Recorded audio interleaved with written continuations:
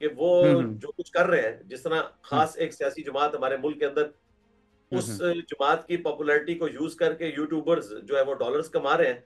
पता उन्हें हम्म भी हम्म है कि इस वक्त क्या मामला है, लेकिन वो कहते हैं जी डट के खड़ा है हम्म कप्तान। पता उनको भी है बिल्कुल। कि बेचारा वो अकेले ही जेल काट रहा है, इनके डॉलर बन हम्म रहे हैं, ये तो कभी नहीं चाहते वो जेल हम्म से बाहर आए। तो ये कहेंगे बिल्कुल।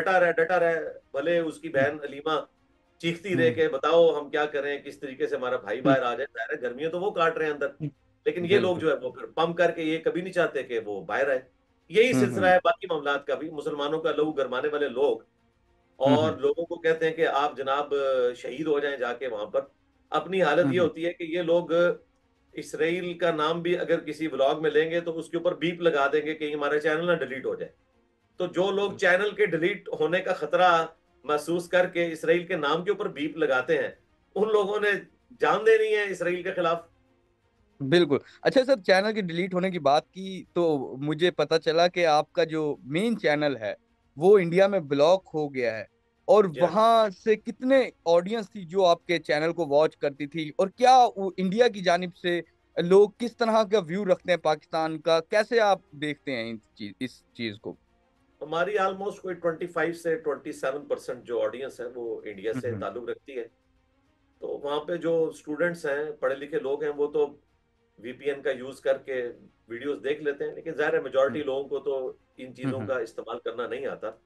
हम्म ये पहलगाम इंसिडेंट के बाद चूंकि हमने हाथ पर मबनी एक स्टांस लिया था, उसकी वजह से हम्म उन्होंने हम्म चैनल ब्लॉक कर दिया। और सिर्फ हमारा चैनल ब्लॉक नहीं है, तमाम हम्म न्यूज़ चैनल पाकिस्तान के ब्लॉक हैं। पाकिस्तान में जो जो लोग हम्म ज्यादा व्यूअरशिप रखते हैं हम्म और वो हाथ पर मबनी बात करते हैं हम्म और इंडिया की जो बदमाशी है उसे एक्सपोज करते हैं, इसराइल के जुल्म को हम्म एक्सपोज करते हैं, उन सबको उन्होंने बैन कर दिया है। इवन अब तो इंडिया के जो अपने चैनल्स हैं वहाँ के जो दीन के हवाले से बात करते हैं, उन चैनल्स को भी इंडिया ने ब्लॉक किया हुआ है।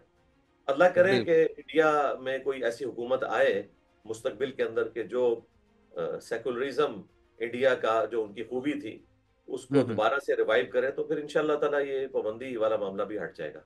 बिल्कुल। अच्छा सर, सहूनियत और हिंदुत्व का एक बड़ा गठजोड़ नजर आता है जब पाकिस्तान के हवाले से, पाकिस्तान का जो कॉन्फ्लिक्ट इंडिया से भी रिसेंटली हुआ था जिसमें शिद्दत आई थी, फिर उससे बाद उसमें इसराइल ने इंडिया का साथ दिया था और ईरान पाकिस्तान के साथ खड़ा था। ये कैसा, कितना मजबूत गठजोड़ है, और उम्मत मुसलमान कैसे इसका मुकाबला कर पाएगी? क्योंकि चलो इसराइल तो हमारा पड़ोसी नहीं है, इंडिया तो हमारा पड़ोसी है। देखें, इंडिया इस की जो डिक्लेयर गठजोड़ के पॉलिसी थी, नजरियात से हम कैसे लड़ पाएंगे, किस तरह इनसे निकल पाएंगे? इंडिया की जो डिक्लेयर पॉलिसी है ना हम्म यूएनओ में वर्ल्ड वाइड, वो तो फिलिस्तीनियों के हक में है पहले दिन हम्म से। हम्म हिंदुत्वा की जो सोच है वो तो इतनी हम्म गलीज सोच है कि उन्होंने तो गांधी साहब को हम्म असैसिनेट कर दिया, हम्म अपने सबसे बड़े मोहसिन को, जिसने बिल्कुल उनको बिल्कुल। मुल्क बना कर हम्म दिया। और गांधी साहब हम्म सिर्फ इंडिया के पायनियर नहीं है, हम्म वो पाकिस्तान के भी बानियों में आते हैं, क्योंकि गांधी हम्म साहब ने ही शुरू में तहरीक शुरू की थी क्विट इंडिया की। हम्म हम्म और बाद में अबुल कलाम आजाद साहब उनके साथ शामिल हुए और फिर हम्म मोहम्मद अली जिन्ना रहीमहुल्लाह की मेहनतें थी। तो ये सबकी हम्म आप समझ लें जॉइंट मेहनत है, जिसके बाद हमें ये हम्म मुल्क हासिल हुए हैं। तो हम्म उन्होंने तो गांधी साहब को असैसिनेट कर दिया था। इनकी तो सोच इतनी गलीज है।